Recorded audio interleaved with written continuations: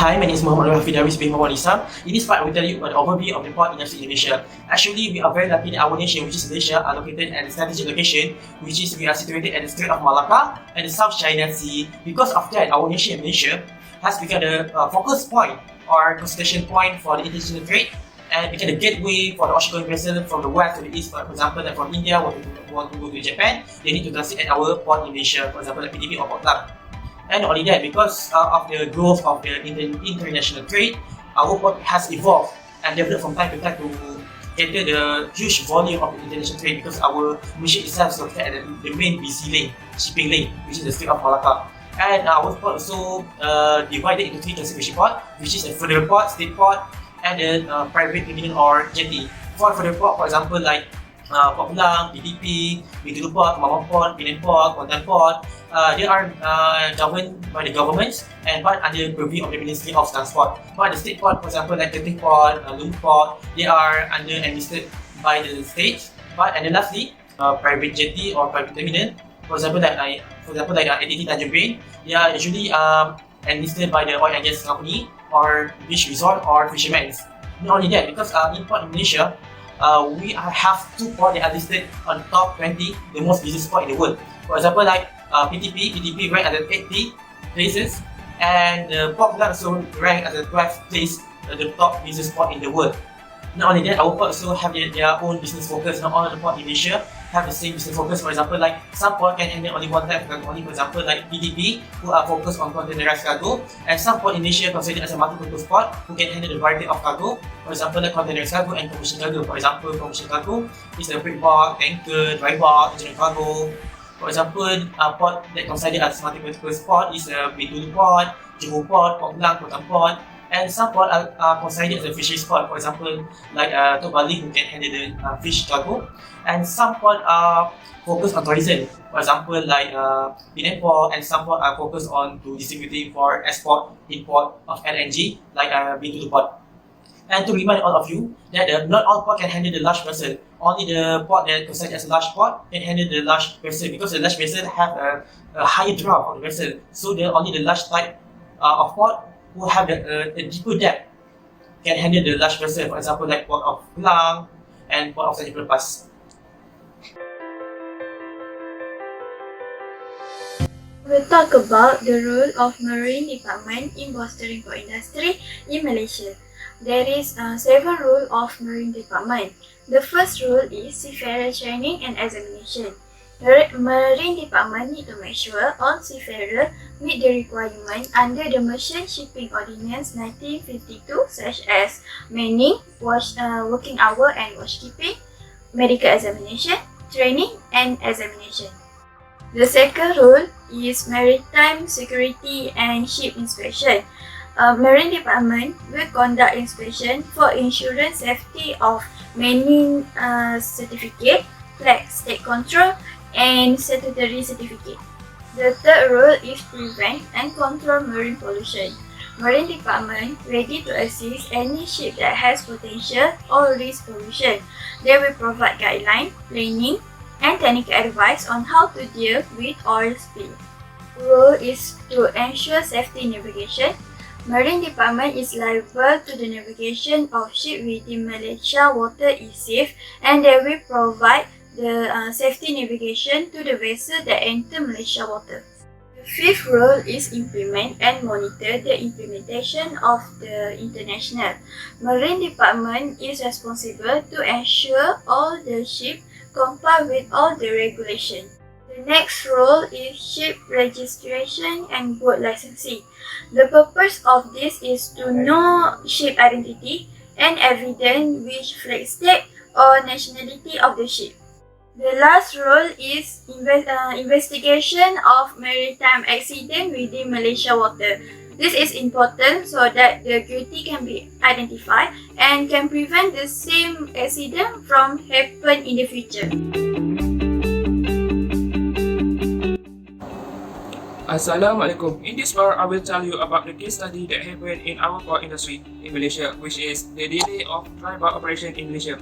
In order to find the factor delay of dry bulk operations, the research study has been conducted by the researcher at Amal Port, which is located at Terengganu.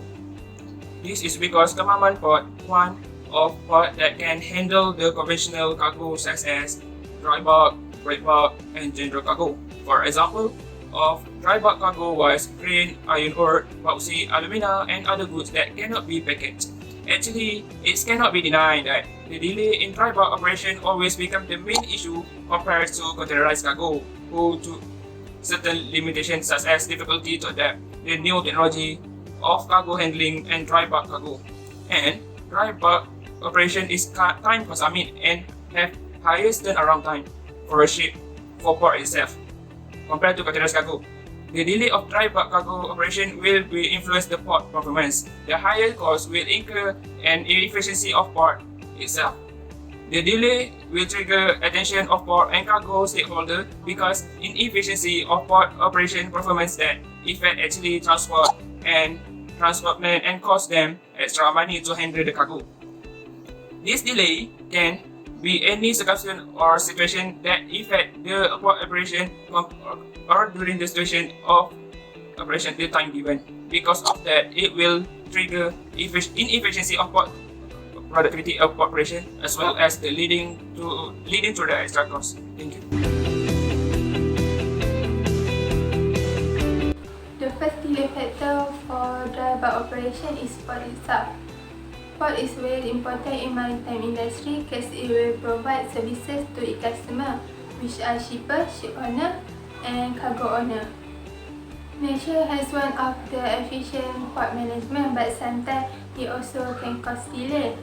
This delay will affect the dry bulk operation and it also affects the customer. There are 4 sub-factors for this part. First is the efficiency of loading and unloading equipment. Second is improper storage. Third is problem with custom, and the last one is labor issue. One sub-factor for port, which is the efficiency of loading and unloading equipment. The delay will happen when loading and unloading equipment didn't function as usual. When this situation happens, it will take time to repair the equipment, and it will also create a new problem to the dry bulk operation. The second factor for delay is ship. Dry bulk cargo are involving a complicated process for loading and unloading, and this will cause delay. For example, dry bulk cargo must be maintained in dry condition. There are 2 sub-factors for this part.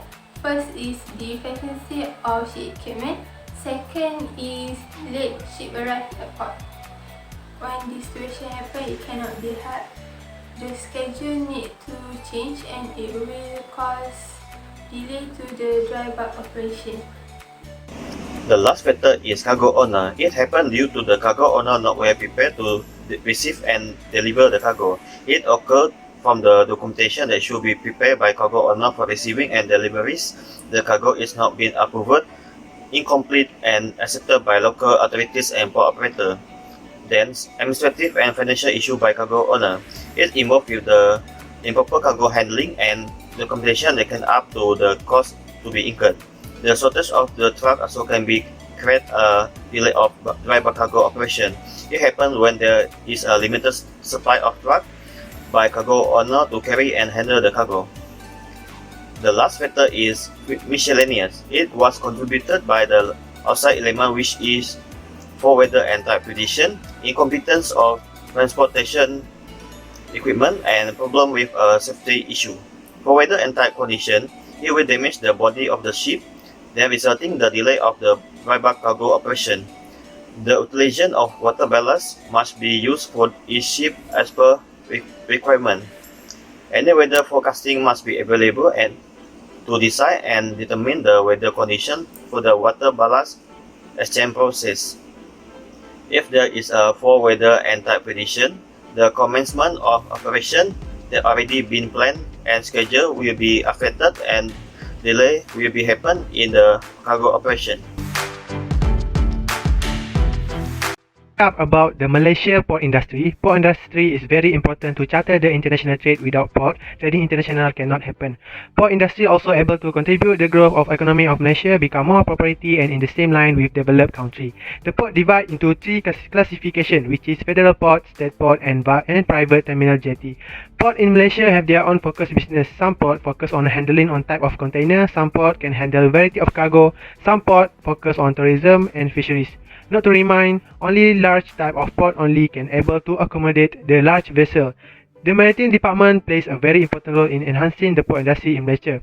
The Maritime Department is responsible for shipping matters including seafarer navigational safety in Malaysia water, protecting the marine environment and facilitating maritime trade and ship service. There are a number of Maritime Department roles identified include seafarer training and inspection, maritime security and ship inspection, preventing and controlling marine pollution, ensuring navigation safety, and implementing and monitoring the implementation of international convention. For the case study, we study on evaluation of delay factor on dry bulk cargo operation, where the Kemaman port will be taken into a case study. The problem of delay has a huge impact on the port operation and business activity as it will involve cost aspect. There are four main factors that contribute to the delay factor on dry bulk cargo operation, and based on a leading position which is miscellaneous, followed by port, ship and cargo owner. Each key factor has sub-factor that also provide detail on what the main cause of the delay based on case study submitted by my group. This factor can be useful for the port in Malaysia. So, to access the relevant condition in port operation, this can also help port decision maker make it easier for them to make a good decision and improve the system as well as prevent delay cargo operation. That's all from us. Thank you.